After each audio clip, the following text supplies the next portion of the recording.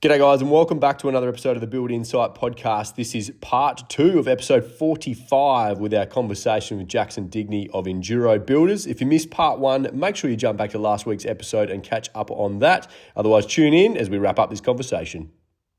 I'm really curious, Jackson, actually, like how far back in your journey did you start to get like any form of business coaching? Because I know you mentioned earlier about you had your own businesses, not building companies, and then you joined the other builder and you got his systems in place. Like, where did that knowledge come from for you to be able to put those in place? Was it, through a little bit of your accounting studies in the early days, through stuff from your dad, or like how early did you start to, really start to have that business mindset? So, I grew up in a household. So I'm the third of 4 kids, and throughout my whole childhood, we always owned a small business. And when Dad stopped with Mitre 10, he started a business consultancy. And a lot of those clients were like, nowadays you probably would think that it was insane the way that he worked. But he worked out of the front office of our, or the front room of our house was his office, but often a lot of his meetings were done around the dining table when we were all there.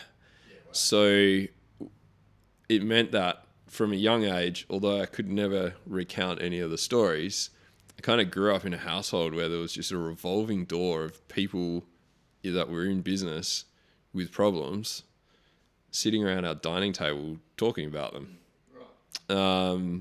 And so I had all of that, and obviously the family owned a small business, and my older sister managed that business. And then I got into accounting at school. And when I finished school, I had a couple of like part-time jobs maintaining boats and working as a sailmaker and doing rigging work and stuff. But my first kind of serious, like, I'm out of school now, I need to do something to support myself with all the partying. I was like, I'll start a business. And so I started a business that, the ATO probably want to have a discussion with me about it. But we basically did a whole bunch of boat maintenance for, we had 3 clients, which doesn't sound like much, but it, they had big boats and it filled a lot of most weeks. And that meant it also like didn't help much with uni, because a lot of the stuff at uni, I was like, yep, the basics of accounting, we're kind of covered on that. And understanding tax law, we were kind of just getting into that. And I was like, I kind of got enough to know that I get the basics and we'll use an accountant for the rest. But then the rest of the business stuff, I was like, but that's not how it works in the real world. That's no. So most of my business experience has come from starting and running my own businesses, and hearing about other people's struggles. And the business coaching thing, like the manufacturing business I bought as a going concern. And I didn't have any coaching or mentoring, because that was like 2004 to 2008 I owned that business. And that, one of my lessons out of that business was if I'd had someone there, I would have done a lot better. And every so often people go, well, hang on, wasn't your old man a business consultant? And I was like, yes, he was, except at that point in time, Mum was really sick. So he'd actually retired and was just taking care of Mum, and did not really have the brain space for helping me, and I didn't want to hassle him. So that meant when I started Enduro, it was like I have to have some external support, because you can't do it on your own, or you can, but it's a lot less stressful and a lot more straightforward, and you'll tend to get where you want to go faster if you've got some external support. So I don't know if that answers your question or not. For over 130 years, Bowen's has been the builder's choice, providing a service that provides timber, hardware and innovative building products. And now we're helping you further with this wonderful partnership. We're proud to announce Bowen's as our new premier sponsor, bringing you more of the insights that you love.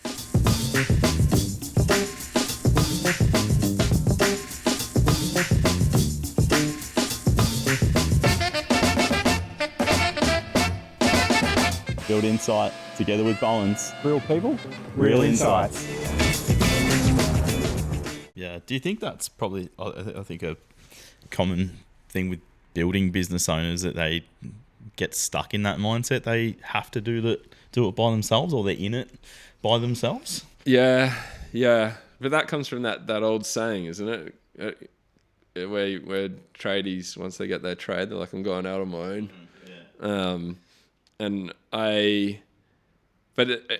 I've been involved in businesses in other industries, and I would say it's pretty universal that business owners, if they don't seek out some external training and support, and it doesn't necessarily have to be training, but just something external, that's not their spouse, to kind of bounce ideas off and have some form of accountability, and just check in on, like, is this idea that I've got batshit crazy, or is it actually something that, no one else has done and we could do really well? And just to have someone who's happy to critically ask you. So people laugh at, Carly and I run our businesses very differently. So Carly owns 2 chiro clinics, and you would describe her way of doing things as very loosey-goosey, lovey-dovey. It's all these women just kind of making it work, and they do a fantastic job, and they get a great outcome. And then there's my way, which is very regimented. Everything's boiled down to a number. There's still the people side of it, of course. But if I said to Carly, like, how much profit did you make last month? She'd be like, I don't know. I took drawings and there's still money in the account. I'm like, oh my God. Whereas, I'd be like, no, we did this and we did that, and we reallocated that profit to go to here and do this. And the budget for this ran over, but that's okay because this one went on. And that's just entirely different ways of doing it, but they both work. But it's also why, for either of us asking for business advice from each other, we're like on completely different pages as to how we do it. So, yeah, it's good fun. Tell us a bit about Enduro Builders, mate. You've sort of touched on it there, and we haven't really gone into it too much yet. What, for those that have never heard of you before, what do you build? How big's the team? Where's the Enduro journey at the moment? Where are you going? Yeah, so we specialize in building energy efficient homes and certified passive houses. There's 17 of us in the team. So we have a construction manager who oversees the site managers, and then a business manager who oversees everybody else, which is all of the pre-contract side. So it's a couple of estimators, a couple of building designers, a couple of project managers and salespeople and admin. The current output is 25 projects a year. It's a mixture of renovation, additions, and new homes. We are pushing really hard to get to 100 new homes a year. And the overarching reason for Enduro existing is that we're here to improve the quality, comfort, and health of houses in South Australia. And so all decisions, and we've had a few just recently where we've all gone, hang on a minute, is this achieving that? And we've gone, oh no, it's not. It's vetoed, and we move on. And we, by being ultra clear about that, it's just recently there's been a few made us go, we're going to leave that to one side. And essentially, we're probably right now where we're at is I've chosen to grow the staff body a little bit ahead of where our work is at. Because simultaneous to that, we've really ramped up our marketing. And we've put a lot of money into it and a lot of time into really refining what we're doing with our marketing and refining what we're doing with our sales so that more people are given the opportunity to come and build a house that is going to really add to their lives rather than subtract from it. Yeah. This is going to be an interesting journey to watch, actually. Have you put a time frame on it? 25 to 100 is a pretty big jump. Yeah, so I'm 42 now, and the plan is to get there by the time I'm 50. And I think that is quite achievable because it's a long time span. And I really think that unless you have, because I've essentially bootstrapped the business, I haven't borrowed any money. I started the business with like $2,000 in the bank, and I haven't done anything to really leverage. So, and I've done that because, statistically speaking, building companies are very reliable for going broke. But with my accountancy background, like one area I was heading with accountancy was working in insolvencies. So whenever I hear about a building company becoming insolvent, I always try to find out everything I can, because the interesting thing is understanding what occurred, and there's usually some common threads. They've usually got lots of projects on the ground that haven't progressed much, and a lot of unhappy clients, and usually subbies that haven't been paid for sort of somewhere between 3 and 6 months. And usually what's going on in the background is that they've taken on more work than they can handle, and done that at too low a margin, grown their staff, and then gone, I'm actually not making any money. But the thing is that doesn't become clear if you're continually signing new contracts. So that's where you've got to be right on top of knowing what your work in progress is, so you know what your actual liability is, and making sure that you do actually have enough cash in the bank to support that. And so I've kind of been really building up our cash balance to make sure that this little leap is going to be affordable. And that's, but again, like, there's some pretty clear markers that if we're not going to make it, then I'm like, okay, well, unfortunately that role will have to, if we're not at this point with the numbers at this point in time, then that role will have to cease. Yeah. So, but that all comes back to that planning bit. And sometimes planning is, I'll recant that. Most of the time, planning is tedious and a little bit painful and makes your head hurt. But then it allows you to, every bit after that, it's really straightforward, because you got your plan, and there was all this brain ache going, what do I do if this happens, and what's the marker for whether this should change, and working all that stuff out. But that is the role of a business owner, and that is your highest value time. And I meet heaps of guys that don't think that that's valuable. They're like, no, I should be out on site, like talking to the guys, or going and seeing a supplier, or whatever it is. I'm like, no. Dino, so I rocked up to site last week, got scratched bench tops, paint all over the windows. Let me guess, Lukey. No good? No good. And now we're spending big bucks trying to fix it. Mate, Goop Guys roll on a thick, peelable, protective coating that saves your surfaces. And your budget. And your sanity, Lukey. Seriously, check them out. goopguys.com.au. Protect your job from the start. Jackson, I know you're a bit too modest to say this, but I'm not from South Australia, but I know Enduro Builders is leading the way and has been doing for some time, mate. But on top of running a building company, Climasure, father of 4, most importantly, mate, what do you do to look after yourself and keep yourself primed for all the hats you wear? So I may as well give the bad story first. So probably for the last 8 years, I worked on the basis that I was a machine and could just keep going, right? Which I successfully did. And I really admire my wife and her patience with probably watching me go through multiple rounds of being burnt out and just carrying on at high performance mode anyway.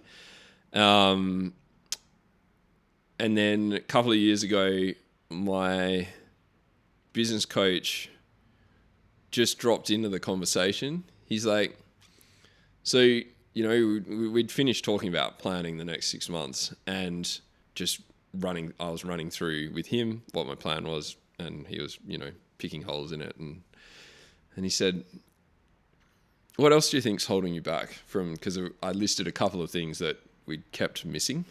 I kept planning to do it, kept not getting it done. And he said, what else do you think is holding you back? I was like, I don't know. And he's like, how's your health and fitness? He knew full well that I was not doing. I used to be really fit, probably 12 years ago. He knew full well that that exercising and lifting weights and running and all things that I did. He knew about my history of enjoying doing that, but knew that I wasn't doing it. And he actually just left it at that. And then the next time we spoke, he was like, what else do you think's holding you back from, you know, really, really being able to have the fuel in the tank to do these things? And he just kept at it. And the thing is that I don't know if he knew, but I knew the answer. It was there. I just didn't want to say it. I just did not want to say, because I was still stuck in my, how am I going to find the time in the day to do that? And then eventually I was like, fine, all right. I think we both know the answer to the question. And he's like, yeah, but I need to hear you say it. Yeah. And I'm like, I've got to get fit again. And he You say it like that? Yeah. And he laughed. And he laughed for way longer than is normal. But he's a bit of a unique character. And so then he's like, okay, how are you going to start? And I said, leave it with me. And mercifully, he left me. He was like, okay. And then a week later, he said, how you going? And I said, I started running. He goes, how do you feel?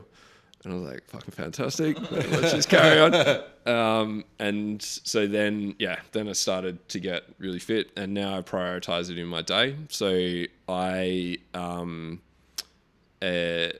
knock off sort of, it does vary a bit, but I usually try to be in the gym at 4, which then at 4 p.m. So I worked out that working out in the morning really didn't work for me. I'm much better sitting in the office at 7 than I am in the gym at 5:30. So so 5 days a week I work out. Currently, I got fit running and doing kind of general workouts, and then I discovered a bit of research that everyone I've mentioned it to goes, yeah, that's like common knowledge, about when you turn 50, your muscle wastage increases. So I was like, well, I don't want to be inactive in my 60s, so I've got to bulk up.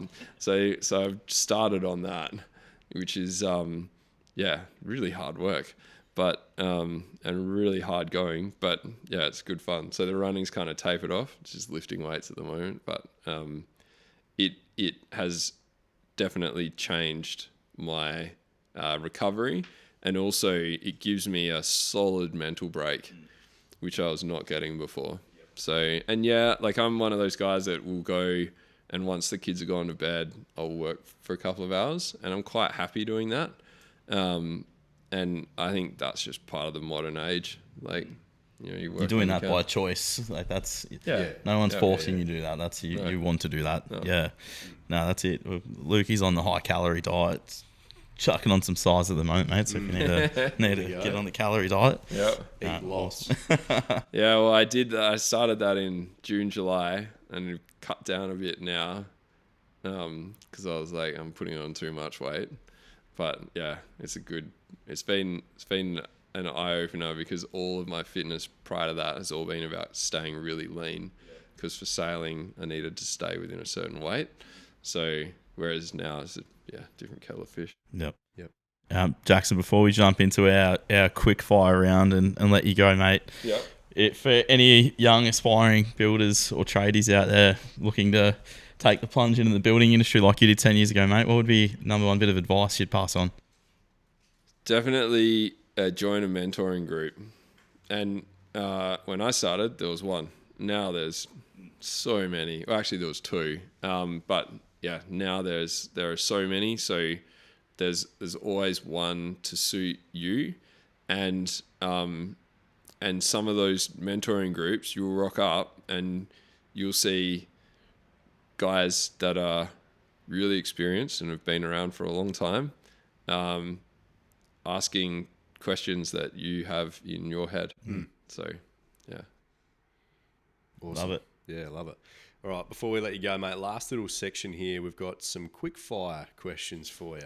Yep. They're pretty easy, pretty quick Right. ones. First one off the rank. Your favourite project so far? We are absolutely thrilled to announce that Circus Studio are coming on board as a major sponsor and supporter of Build Insite. Circus Studio is Australia's leading interior design centre. If you're an architect, building designer, interior designer, builder, or just looking to build your dream home, you need to make a time and come in and check out the space here in Port Melbourne. This space holds every element that you'll possibly need to design your dream home.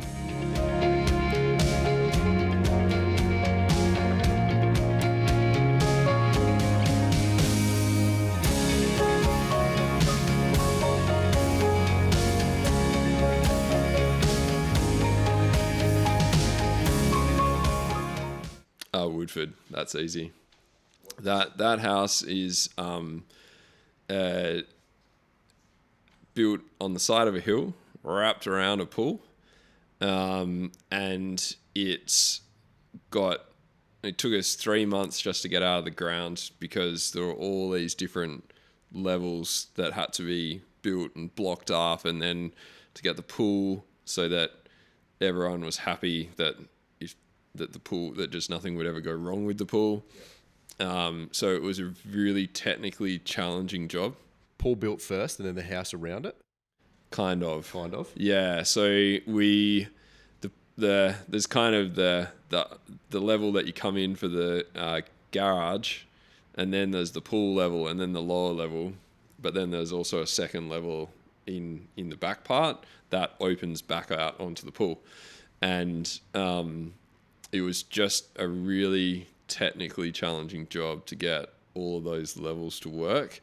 And we've had quite a few that were like that, but to have to wrap around the pool and sort of build yourself out of ever being able to access certain parts again, and working out how to make sure that we did that in a way, because a big area of the house is below the level of the pool, and doing it in a way that we made sure that if anything catastrophic went wrong with the pool in the future, that nothing catastrophic would go wrong with the house. Going with it. Yeah. And so working out all those things, that by far was the best one. Gonna have to get on socials and stalk that one, Yeah. Jackson. We haven't really started off rapid fire there, but anyway. I was going to say, I meant to rapid fire. What's a tool or building software that you can't live without?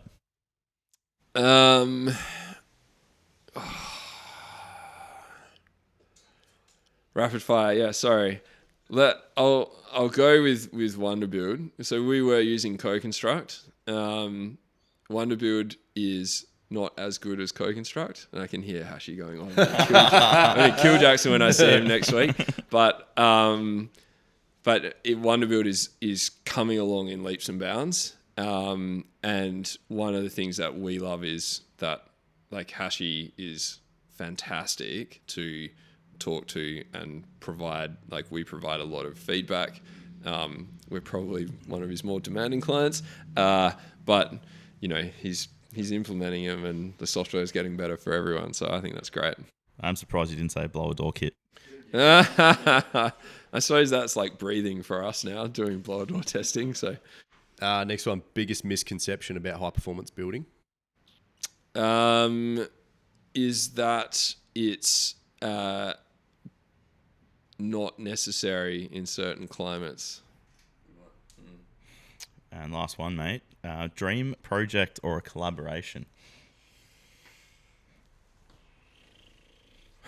I think a dream project for us would be doing a development of like a greenfield rural site where, you know, a big part of our design work is that we take in everything around the house. So we'll look at we might not do the landscaping in the contract, but we'll definitely play a big part in designing how it all fits together.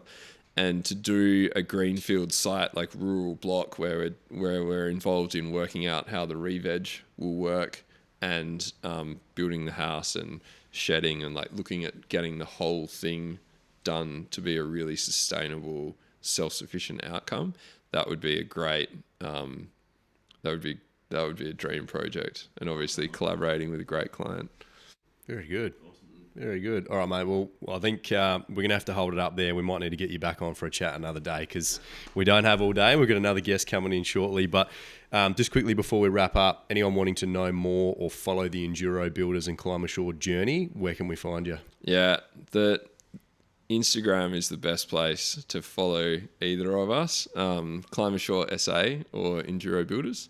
And certainly if you're a builder and you're like, oh, I want to really protect myself from building moldy buildings and the problems that come with that down the line, get in touch with Climasure. You'll wind up talking to Jess first, and Jess is really knowledgeable and helpful, and but along the way you usually get to talk to me. So. Awesome. Well, thanks again, mate. Really appreciate your time coming in today. Guys, if you want to find out more about Build Insight, head over to buildinsite.com.au. Over on the website, you'll find links to previous podcast episodes, links to the YouTube channel, Instagram, and Facebook. Hope you've enjoyed the episode. We'll catch you on the next one. We just need to say a massive thank you to our sponsors and supporters. Without them, Build Insight wouldn't be possible. So to Bowens, Circus Studio, Wonderbuild, Goop Guys, Calorie Building, and Backman Builders, thank you very much. We look forward to seeing you again next week. Let's cue the disclaimer. I need to let you know that myself and the Build Insight team are in no way, shape or form qualified to give you personal or specific business advice. We strongly encourage you seek out the use of professionals for products or when you are making personal or business decisions. Everything discussed during the Build Insight podcast is our own and the guest opinion and personal experience and is of a general nature only. Hope you enjoyed the episode. Catch you on the next one.